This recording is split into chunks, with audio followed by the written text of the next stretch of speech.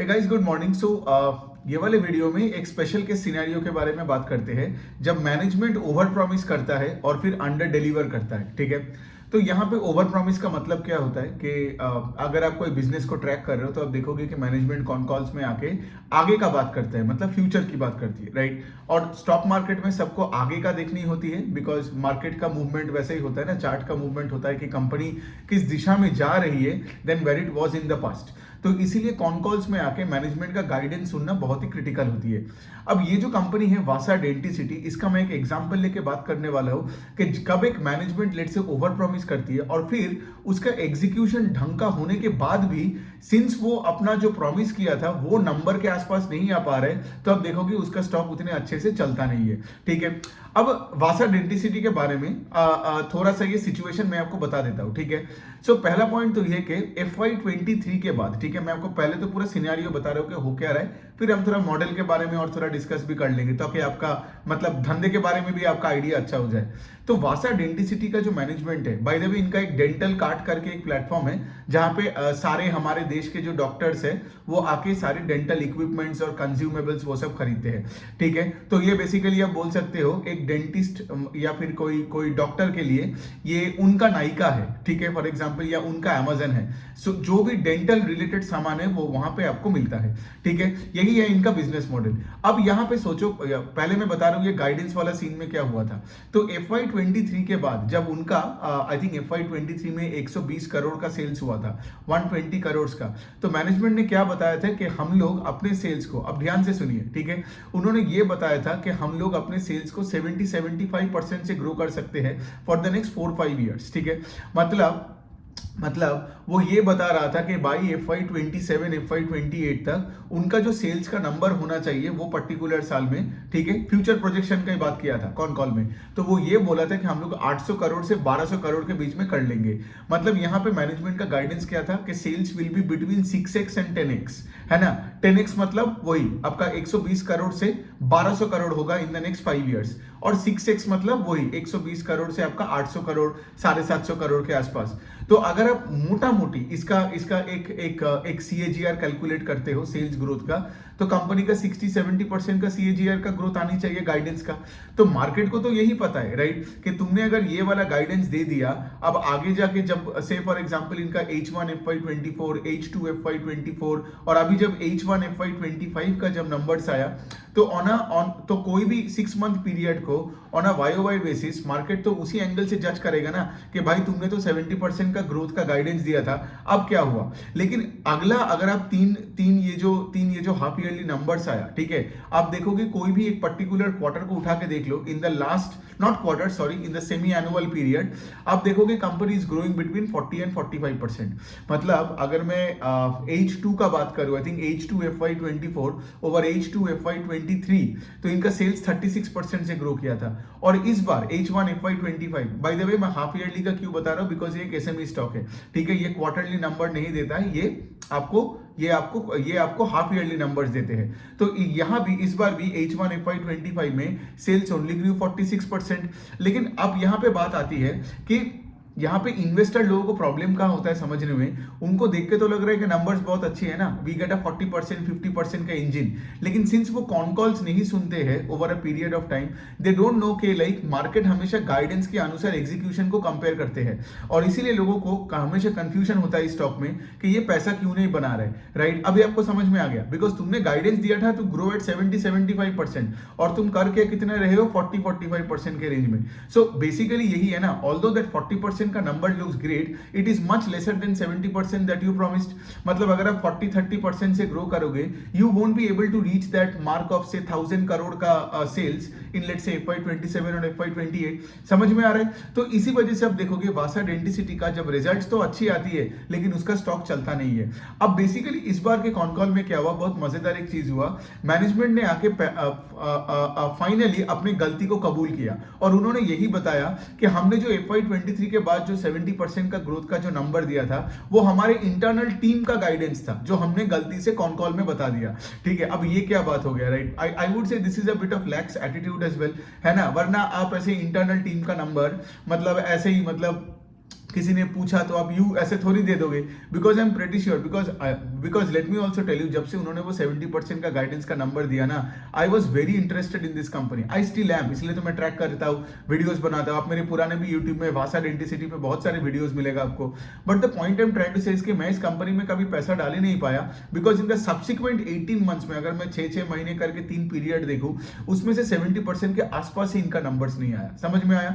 तो इसी वजह से आप देखोगे कोई भी कंपनी का मतलब अगर मैनेजमेंट के गाइडेंस के अनुसार उसका परफॉर्मेंस नहीं होता है ना, तो क्या होता है कि इन्वेस्टर्स निराश होकर वो स्टॉक छोड़ देता है, and as a result of which आप देखोगे वो स्टॉक चलता नहीं है, irrespective of the sales growth का number that it is reporting.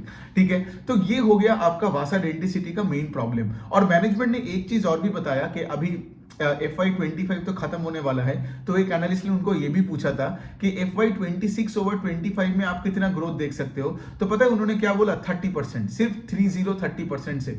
सो इसका क्या मतलब, पहले तुम 70 बोलते हो, अभी तुम 30 बोल रहे हो, है ना। तो बेसिकली क्या है, मतलब वो जो 1000-1200 करोड़ का जो सेल्स का जो टारगेट है, वो FY27 या 28 में नहीं होने वाला है, वो शायद होगा FY30 में। गॉट इट, समझ में आ रहा है। मतलब यहाँ पे आपका वही वाला सेल्स का नंबर शायद 2-3 साल बाद आए, राइट। तो इससे क्या होता है ना, इससे एक स्टॉक मतलब उस तरीके से चलता नहीं है। तो आपको इस तरीके से एक पर्टिकुलर कंपनी को ट्रैक करना पड़ेगा, बिकॉज क्या होता है ना, बहुत लोग ये चीजों को मिस कर जाते हैं। वो सिर्फ एक नंबर देखते हैं, सेल्स का ग्रोथ नंबर, एक पर्टिकुलर टाइम में बैठ के देखता है कि 46% का सेल्स ग्रोथ, जैसे वासा डेंटिसिटी का 46% का सेल्स ग्रोथ है, इनका पैड भी आई थिंक 40% से ग्रो किया।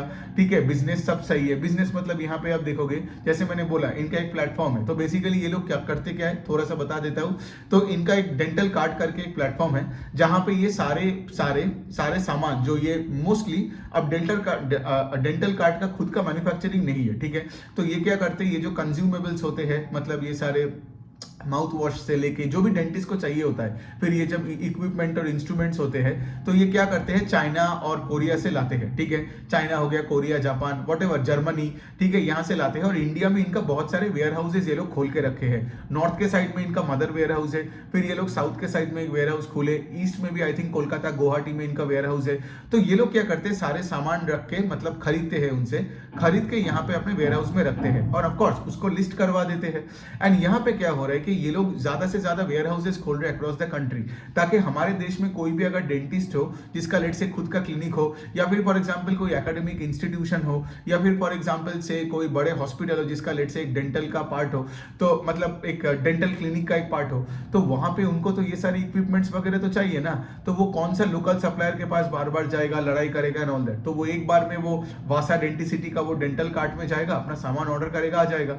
अब यहाँ पे खेल क्या होता है इनका ना, अब बार बार आपको हर जगह में वेयर हाउस क्यों लगानी है, because ultimately Vasa denticity is a logistics company, है ना। बिकॉज देखो, आज अगर आप एक डेंटिस्ट हो, ठीक है, आपका एक इंडिविजुअल लेट से अपने क्लिनिक खोले, आपने कोई कंज्यूमेबल के लिए अपने ऑर्डर किए, और वो लेट से 2 हफ्ते बाद आता है, तो इसका क्या मतलब, इसका मतलब आपको वो प्रोडक्ट चाहिए नहीं।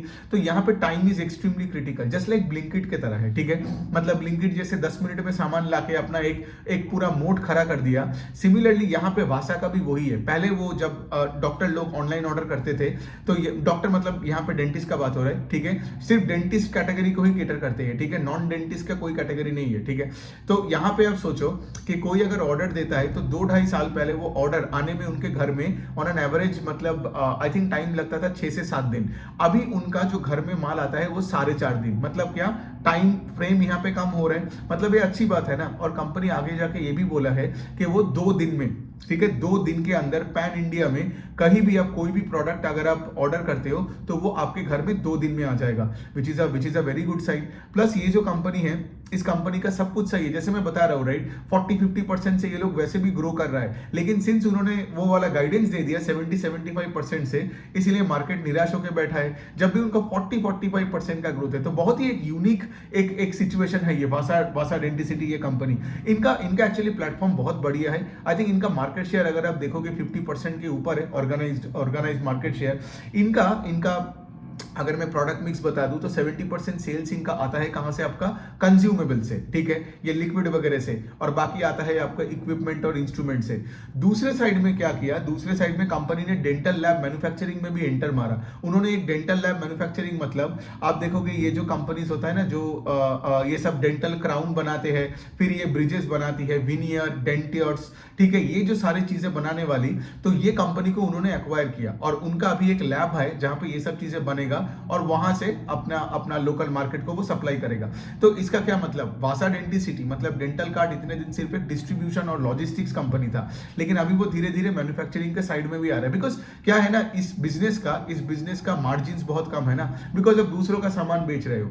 और मार्जिन से एक और चीज आपको देखना पड़ेगा कि जब वो कोई दूसरे का सामान लाता भी है, चाइना से या जर्मनी से या जापान से हो, तो वहां पे आके आप देखना पड़ेगा कि लाइक इनका दो टाइप के कैटेगरी का गुड्स होते हैं। एक होता है लेट से चाइना से कोई ब्रांड से कोई सामान लाया, उसको खरीदा, अपनी इन्वेंटरी में कोई वेयर हाउस में डाला और उसको लिस्ट किया। तो उसको लिस्ट करोगे किस नाम से, ठीक है, अपने भाषा का प्राइवेट लेवल उसमें डाल के, या फिर से चाइना से जो मैन्युफैक्चरिंग कंपनी है उसके लेवल से, राइट। अब यहाँ पे लॉजिकली सोचो, अगर वासा ने, राइट, कोई अगर इक्विपमेंट खरीदा और फिर उसके बाद अपना लेबल लगाते हैं तो उसमें इनको ज्यादा मार्जिन मिलता है कंपेयर टू से फॉर एग्जांपल अगर किसी ने जर्मनी से, चाइना से जिस मैन्युफैक्चरिंग कंपनी का लाया, अगर वही मैन्युफैक्चरिंग कंपनी का नेम वो इक्विपमेंट में रहता है तो प्लेटफॉर्म से जब कोई खरीदता है तो उसमें मार्जिन कम होता है। सो बेसिकली यहाँ पे क्या है, मैनेजमेंट का एक गाइडेंस है, एक और गाइडेंस यही है कि अगले 2 साल में 70% सिर्फ उनका ये जो व्हाइट गुड्स प्राइवेट लेबलिंग में होगा। अभी I think the number is around 50% के आसपास।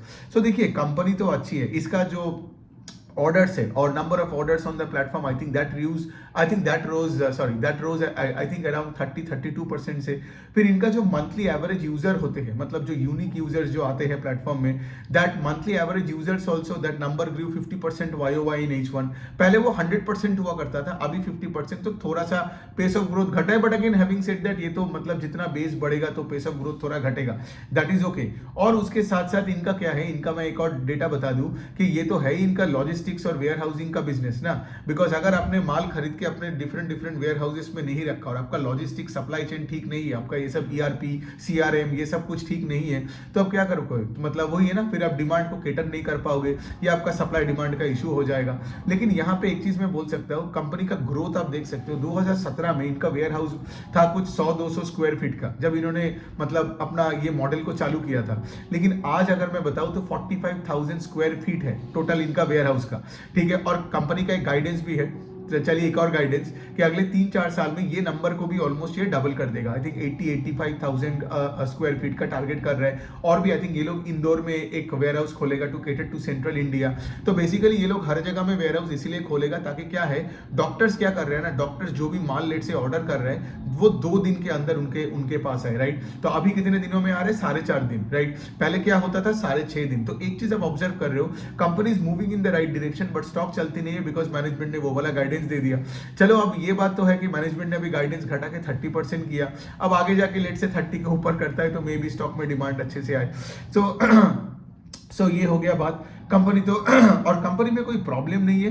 कंपनी के एक ही चीज है, जैसे गाइडेंस घटाता है कोई, अब देखो कोई अगर गाइडेंस घटाता है तो मुझे अच्छा नहीं लगता है बिकॉज उसका स्टॉक चलता नहीं है। एंड देन ऑफ कोर्स उसके साथ साथ अगर आप कोई लो मार्जिन वाला बिजनेस भी कर रहे हो, ठीक है, जैसे यहाँ पे इनको इस बार ऑपरेटिंग लेवरेज नहीं मिला, वो भी एक नेगेटिव है। मतलब इनका पैट का ग्रोथ सेल्स का ग्रोथ से ज्यादा नहीं है, but then of course we understand कि लाइक इनका आई गेस कुछ पिछले 1 साल में आई थिंक इनका employee base went up by 40-50%। तो when you are growing a business ना, तो आपको खर्चा अपफ्रंट लेना पड़ता है ना, when it comes to employees, when it comes to branding, marketing. फिर उन्होंने अपना जो पूरा प्लेटफॉर्म है डेंटिसिटी का, उस प्लेटफॉर्म को भी एक अपग्रेड किया so that it can cater to more customers, right, ज्यादा से ज्यादा और ऑर्डर्स ले सकते हैं, so on and so forth, ठीक है। तो ये सब तो ठीक है, लेकिन वही है द पॉइंट इज के लाइक जो मैंने इसको बताया कि लाइक ये एक स्पेशल केस सिचुएशन है, वरना ये कंपनी कितने अच्छे रेट से ग्रो कर रहे हैं ना। और डेंटल कार्ड, मतलब कोई भी डेंटिस्ट से आप बात करोगे ना, उसको डेंटल कार्ड के बारे में तो पता ही होगा। और डेंटिस्ट के लिए भी सोचो कितनी अच्छी है, बिकॉज गोइंग फॉरवर्ड कोई भी डेंटिस्ट को पता है, बिकॉज डेंटल कार्ड में ना वो ट्रस्ट आती है जो नायका में औरतों को आती है ना। से फॉर एग्जाम्पल आपको पता है कि अगर आपने लेट से अमेजन से कोई एक पर्टिकुलर परफ्यूम ऑर्डर किया जो लेट से पेरिस का हो, आपको पता नहीं है कि वो परफ्यूम का कोई डुप्लीकेट माल या फर्स्ट कॉपी दे दिया कि नहीं आपको, राइट। अमेजन में ये सब होता है। लेकिन अगर आपने नाइका से ऑर्डर किया तो आपको पता है कि आपका माल एकदम ऑथेंटिक 100% है, जहां से जो आप पूछ रहे हो वही आपको मिल रहा है। लेकिन यहाँ पे वही है, डेंटल कार्ड में नाइका वाला एक ट्रस्ट है। अगर आप कोई भी डेंटिस्ट से पूछोगे, और मैंने एक दो डेंटिस्ट से जब बात भी किया, मतलब ज्यादा मैंने सैम्पलिंग वगैरह मैं नहीं करता, ठीक है, लेकिन फिर भी मैंने जितने भी मतलब the dentist people I know, ठीक है, तो उन्होंने डेंटल कार्ड के बारे में अच्छा चीजें ही मुझे बताए। तो कंपनी देखिए, कंपनी तो अच्छी है, कंपनी का कोई प्रॉब्लम नहीं है। अब I hope that the pace of growth goes up, right. या फिर से फॉर एग्जांपल मैनेजमेंट ऐसा मिस्टेक ना करे, जैसे इंटरनल टारगेट्स को कॉन कॉल में आके ऐसे ऐसे ऐसे मुंह फाड़ के लोगों के सामने बता देगा, तो फिर वही है ना, स्टॉक नहीं चलेगा, और वही, और मैनेजमेंट का फोकस शिफ्ट हो जाएगा फ्रॉम डूइंग द बिजनेस से लेके ऐसे ऐसे ऐसे एनालिस्ट कम्युनिटी के साथ लड़ाई झगड़ा करने में। सो वही है।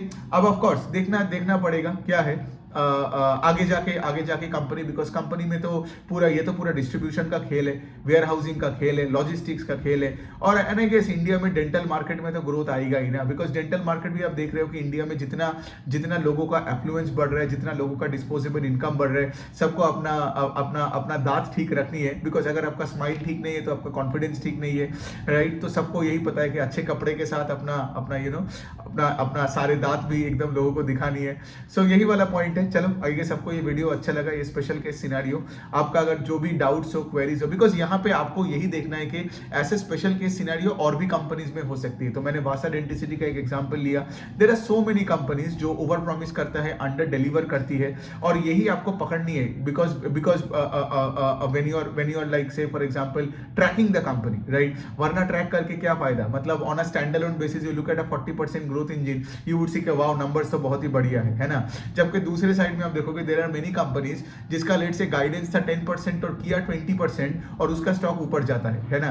तो उसमें आप देखोगे पी का एक्सपेंशन हो रहा है, और ऐसे में आप देखोगे कि लाइक मायूसी है, मायूसी मतलब यहाँ पे things are not as great as what it was, right. So यही है, इसलिए आपको बिजनेसेस को ट्रैक करना पड़ेगा, मैनेजमेंट का कॉन कॉल सुनना पड़ेगा, और उसके अनुसार आप इन्वेस्टिंग डिसीजन ले पाओगे। आप देख रहे हो ना, ये चीजें उतना आसान नहीं है कि थोड़ा सा स्क्रीनर में जाके देख लिया, थोड़ा पी रेशियो देख लिया। It takes a lot of work, और ये दिमाग का काम है। आपने देखा कि सिंस मैंने डेंटल कार्ड ये वाले कंपनी को पिछले कितना होगा, आई गेस मैं पिछले 1.5-2 साल से इस कंपनी को मैं मतलब इस पे एकदम नजर टिका के बैठा हूं, इसीलिए तो मैं आपको ये वीडियो में ये सारी चीजें बोल पाया ना। वरना क्या है, मैं सिर्फ आता और एकदम एक रट्टू पोपट की तरह सेल्स और प्रॉफिट का नंबर देख के बोलता भाई क्या नंबर है, राइट। तो यही वाला पॉइंट है कि यहाँ पे आपको देखना पड़ेगा बिजनेस किस दिशा में जा रहा है, in terms of guidance, in terms of execution, rather than that one particular point.